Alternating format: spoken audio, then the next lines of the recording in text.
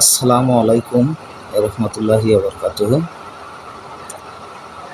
সবার প্রতি ঈদ মোবারক এবং দেশ ও বিদেশি ভাইদের জন্য শুভকামনা। কারণ তারা তো আর প্রবাস থেকে দেশে এসে ঈদ উদযাপন করতে পারে না, তাদের মধ্যে অনেক কষ্ট যন্ত্রণা থাকে।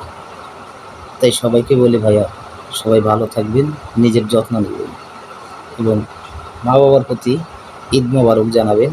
তারা যেন আপনাদের জন্য শুভ কামনা করে এবং ভালো থাকেন। এবং আমরা সবাই যেন বাংলাদেশে সব মুসলিম ঈদের ফিতর, ঈদুল আজহার নামাজ সবাই একসাথে উদযাপন করতে পারি। এই কামনায় সবার প্রতি জানাচ্ছি ঈদ মোবারক।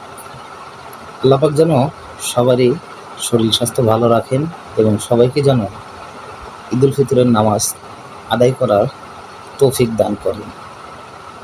এই কামনা করে সবার প্রতি আমি আন্তরিকভাবে ঈদ মোবারক।